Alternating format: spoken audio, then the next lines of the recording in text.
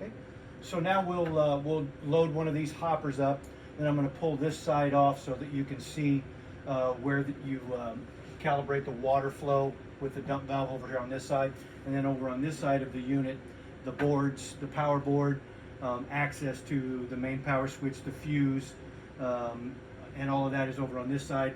These two flavors, the dump valves are over on the right side. This flavor here, the dump valve is right over here. It sits towards the back, right alongside of the tank. The adjustment is right in the front of it. And then the inlet valve access is all on this side. The great thing about this unit is that you don't really have to do a whole lot to get the sides of it off. On the top of this, there is a fan, and that fan helps to keep cool air down on the top side of that tank where there's some electronics. But again, to fill the product, you just pop that up. I'll pull this forward just a little bit. That will open all the way up. Then we just take that off of there. Then we can add a bag of product. We got hot chocolates. We got some salted caramel. I'll throw that salted caramel in this middle one. And I think we also have some French vanilla down there. But for time's sake, I'm not going to drag it all out. I mean, everybody's pretty familiar with how to fill a cappuccino hopper, but I'd say not to pull that top of that bag off a whole lot. So each one needs to be calibrated, again, the same as we would do a normal machine individually, because the bulk density on some of these flavors are a little bit different for each one of them. But that's pretty much it there. You don't have to take the hopper out of the unit, slap the lid back on, and you're good to go. So to access the side of it where we have the dump valves, you do have two screws here on the top that you got to pull off. So you just Phillips head screwdriver, you pull these two screws off, set them to the side.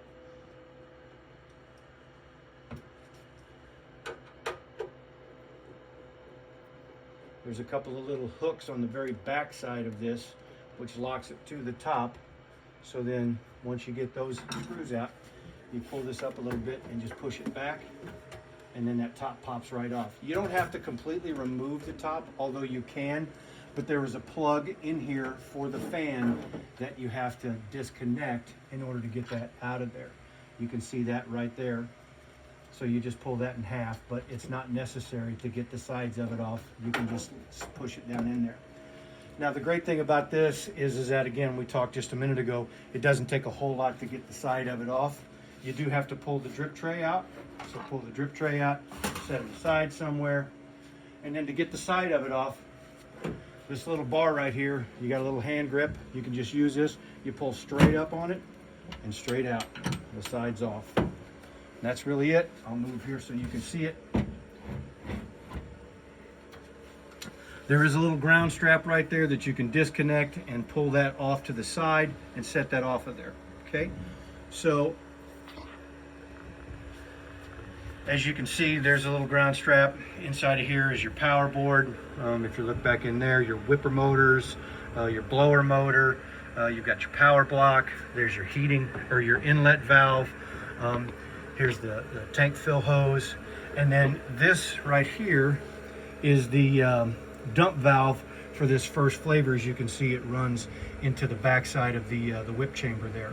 So that's where you adjust it. Now right there in the very front is a little hex head adjustment screw. You have to use the proper hex head screw to fit down in there. And I will tell you that I learned the hard way that these valves come apart right here. And if you push and pull and turn because you're using the wrong thing and that pops loose, that will disconnect and pour about 1.5 gallons of extremely hot water on your hand and give you burns, which I experienced unfortunately. So, just make sure that you use the proper hex head fitting on the end of your screwdriver. Your adjustment screws are the same. If you reverse it, it increases the water. If you go clockwise, it decreases the throughput of the water. So that's what helps you make the adjustments that you need to get to the proper calibration settings. In my estimation, what I found is that setting the powder will not get us far enough down to where we hit our actual recipes for this. So you'll have to do some water calibration. Also, the high limit switch is right here on this side. It is resettable.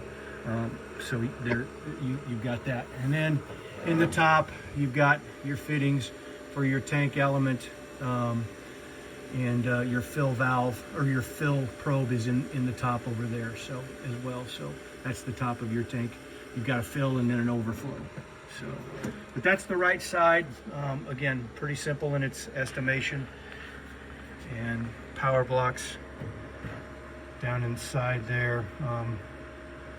I'll pull the other side off here in just a second so you can see that side as well.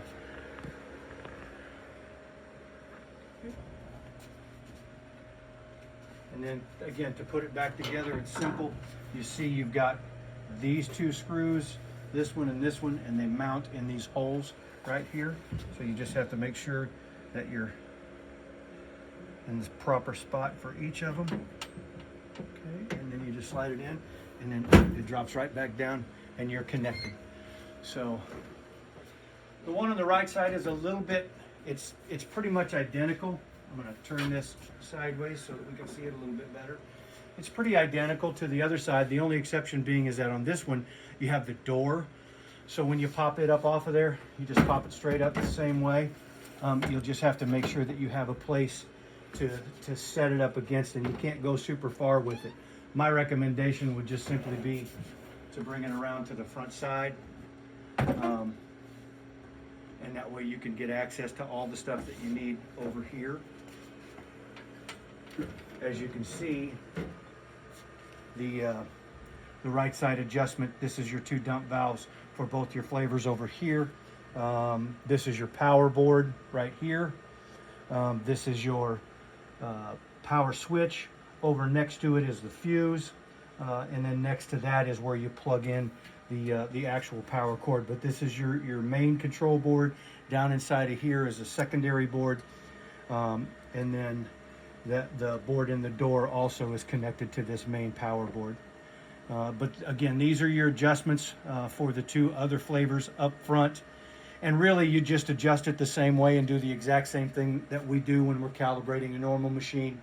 You put your scoop underneath of the product elbow. You capture all of that product. You put a scale down below with a 16-ounce cup or whatever underneath of it. Dispense close to 10 ounces. And then you use the calibration form that we have with the mathematical equation in there to determine if you're at the right spot. So super easy to do that portion of it. If you're not there after you do the first calibration, you can increase your water. What Dermond and I found is that we didn't have to change the powder settings at all.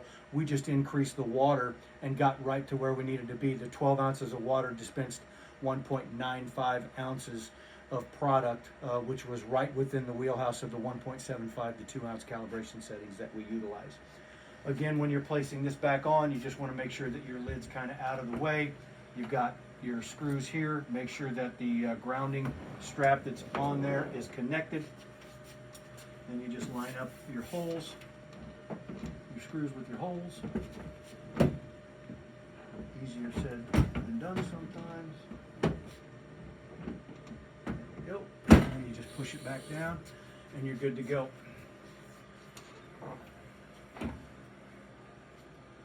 Okay. And then when you're putting the top back on, you've got these two little tabs here on the very top, and you'll want to kind of angle it up just a little bit to get both of those in there, and then you'll make sure that that's out of the way too. Sorry guys. Angle that up just a touch, get it seated.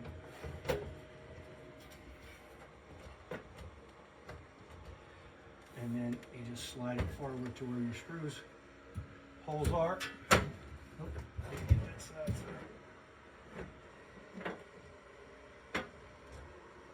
there we go. Then you just replace your screws.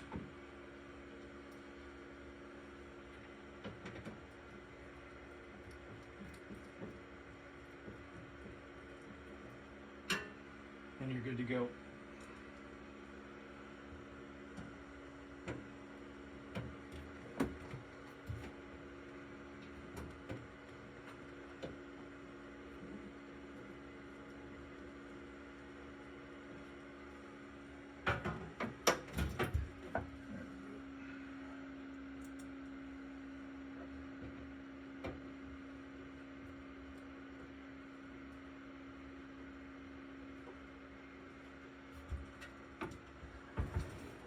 just slides forward. Make sure that it's all the way down. There are a couple of small notches in the top here with protruding fittings are in the doors to make sure that you're lined up properly. And then there are also a couple in the door here, and they'll have to line up here with that. You close it, you will have to use the lock on the side of it to make sure that the door stays closed the entire way. And then you just reinsert the drip tray back in, and you're ready to go. Obviously, after you calibrate, you don't want to forget to put your product elbow back down in the dispense position. So when you push the button, it dispenses properly. Again, as you can see here.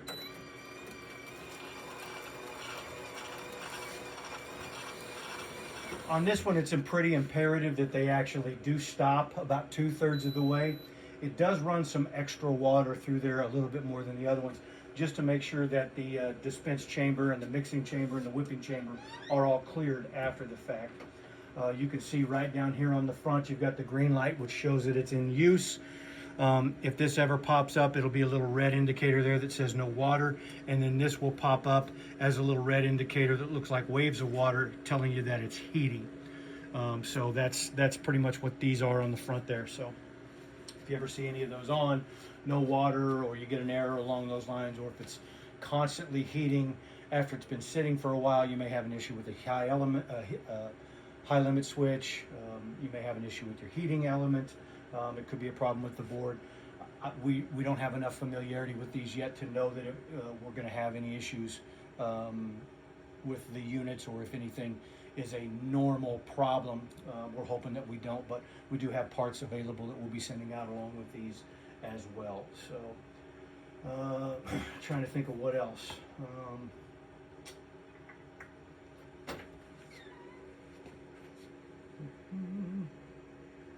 I think honestly, oh well, I can show you how to calibrate. So each of these comes with a user manual. Inside of the user manual, it gives you directions on how to calibrate the product.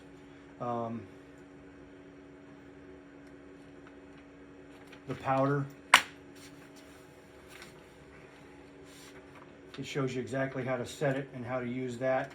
I'm not actually going to do that right here, but I am going to show you the button that it takes when you're going to go into your setting modes. You're just going to flip that button right there over to the on position, and then based on the information that you get out of the user manual, you will adjust up and down using these buttons here. You've got the mode, and then you're up and you're down. It tells you how to start it, which selection you're going to utilize, how to adjust it, and then how to save that setting, and all of that comes pretty clearly in the manual. But if I need to do that from that point forward, if we need to do another one for that, we can certainly do it. The serial number for each unit is right up here. It is the SVM number. It's also on each one of the boxes that it comes with. So it will be on the outside of the box, and then if you forget to grab it off of there, you can always crack the door open and get it to add that to your service ticket. So, all right, that's it. Pretty much a basic tutorial over this piece of equipment. It's a great little unit at this point, and we're hopeful that we're able to utilize it in multiple settings, and that everybody will love and enjoy it. So anyway, that's it. Thanks, everybody.